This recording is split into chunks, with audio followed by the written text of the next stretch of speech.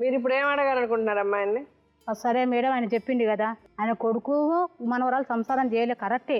ఆయన కొడుకు మంచిగా ఉంటే నా బిడ్డ ఎందుకు సంసారం చేయదు? ఇప్పుడు ఆయన చెప్తున్నారు ఆయన కొడుకు ఎలా ఉంటాడు అన్నది నా చేతుల్లో ఉంది, నా మాట ఎవరు వింటారు? సరే మేడం, చేతిలో లేదు కదా. వాడు తాగితే మనిషి అవుతాడా? అదొక్కటి చెప్తున్నాడు. నిన్ను మెట్లెక్కనియ్యాడు, ఎవరిని మెట్ల మేడం. ఒక్క మాట, మీరు మెట్లెక్కపోతే నీకు పెద్ద కొడుకే దిగుతున్నారా? మీరేం కింద ఇది దాని సాగు దెబ్బలు కొట్టినా కానీ ఒకరు వాళ్ళకరియరు, మళ్ళీ దీనికి దిగి ఎవరు జమానతో? ఎన్నిసార్లు పెద్ద మంచలో మాట్లాడుతావు, ఎన్నిసార్లు? నువ్వు కనలేవు, నువ్వు కన్నో కక్కినో నాకు తెలియదు. నా పిల్లలంట అనుకున్నట్ట సాక్కున్నా. ఇప్పుడు న్యాయం నువ్వు న్యాయం నీకు వచ్చిన అలా కాదు మీరు మాట్లాడే. ఇప్పుడు మీరు మళ్ళీ చెప్తున్నారు. ఇప్పుడు ఆయన చాలా మీకు అర్థం చేసుకోండి ముందు. ఆయన చాలా క్లియర్ గా మీరు ఏం చెప్పినా అతను ఏమన్నాడంటే నాకు రెస్పాన్సిబిలిటీ లేదు, నేను కన్నా కూడా నా మాట వినరు నా పిల్లలు, నా బతకడా నాకు కష్టంగా ఉంది, నాకు వండి పెట్టేవాళ్ళు లేరు, నన్ను అడిగేవాళ్ళు లేరు, ఇంక నేను వెళ్ళి ఎవరితో ఏం మాట్లాడతాను?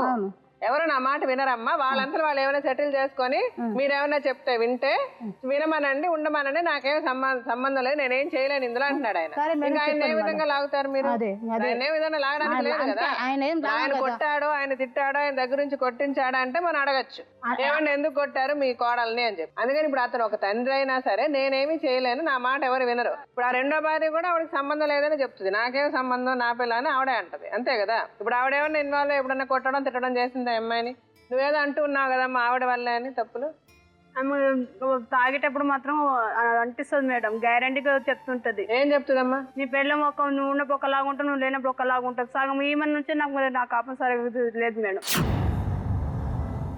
ఏమైంది చెప్పండి, ఎదురుగా ఉన్నారు కదా, అడగండి. ఆవిడ ఏమైంది మేడం? గ్యారెంటీ చెప్తా. తాగినప్పుడు మాత్రం ఏదో ఒకటి చెప్తానే ఉంటది. ఆ తాగిన మబ్బులో నన్ను మాత్రం కొడుతూనే ఉంటాడు. అంటే అమ్మ తాగినప్పుడు ఏదో ఒకటి అంటే నీ పెళ్ళం ఉందో, నీ పెళ్ళం ఇట్లా ఫోన్ మాట్లాడుతుంది, అది మాట్లాడుతుంది, ఎప్పుడు వాళ్ళ అమ్మ నాన్న దగ్గర మాట్లాడుతుంది, అది మాట్లాడుతుంది.